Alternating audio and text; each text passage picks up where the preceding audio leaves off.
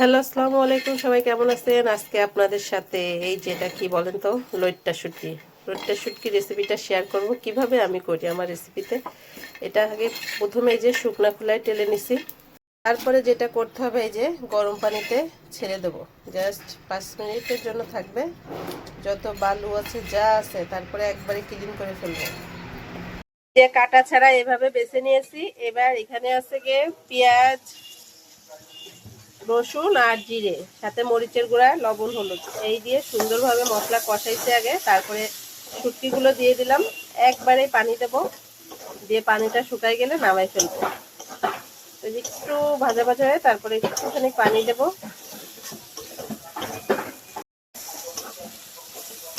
এই যে ভাজা ভাজা হয়ে গেছে। এবার একটু পরিমাণ মতো পানি দেব। এই পানিটা শুকাই গেলেই আমাদের শুটকি রান্না হয়ে যাবে। এই যে আমার শুটকি রান্না ডান। আর ফাইনাল লুক দেখতেই পাচ্ছেন কতটা ইয়াম্মি হয়েছে না।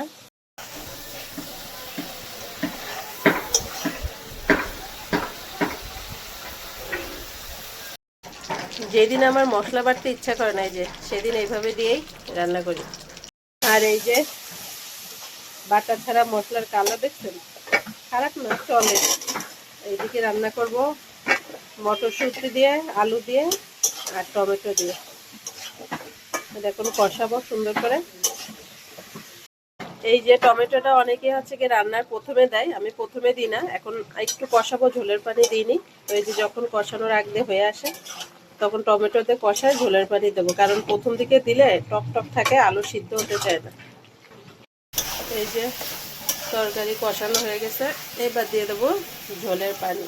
মাছ দিয়ে কুমড়োর বড়ি দিয়ে রান্না করলে আরও মজা হতো, বাট নাই, কিচ্ছু করার নেই।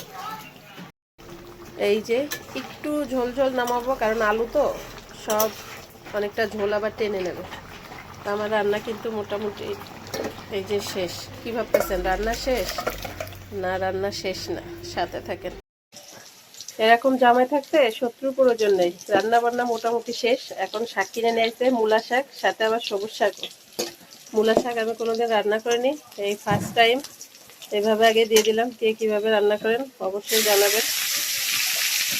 মূলা খাই না, এদিকে আবার মূলা শাক কিনে নিয়ে আসি। এই যে মাঝখানে একটু মোবাইল দেখতেছিলাম, বাকিটা ইতিহাস হয়ে গেছে। এটা কিন্তু নতুন কিছু না, প্রায়ই হয়। দেখতে কিন্তু লোভনীয় হয়েছে, খেতে কেমন হবে জানি না, মনে হচ্ছে ভালো হবে। এই যে এবার হচ্ছে পালং শাক ভাজি, আলু ছাড়া জমেই না। আর এইভাবে শাক ভাজি করি না, আগে সিদ্ধ করে তারপরে তেলে দিই। আর তেলে দিয়ে দিচ্ছি একবারেই, মানে শর্টকাট রান্না, সময় কম, কিছু করার নেই। এই যে ওইভাবে তেলে দিয়ে কিন্তু পালং শাক সিদ্ধ করতে পারিনি, মাঝখানে একটু পানি দিছি। তারপরে এই যে আঠা আঠা ভাবটা আসছে, আঠা আঠা না হলে আবার ভালো লাগে না। তো এই সব কিছু মিলেছিল আজকের ভিডিওটা। কেমন লাগলো অবশ্যই জানাবেন। সবাইকে অসংখ্য ধন্যবাদ। যারা যারা আমার ভিডিও দেখেন, সুন্দর সুন্দর কমেন্ট করেন, সবার জন্য অনেক অনেক শুভকামনা থাকলো। আল্লাহ হাফেজ।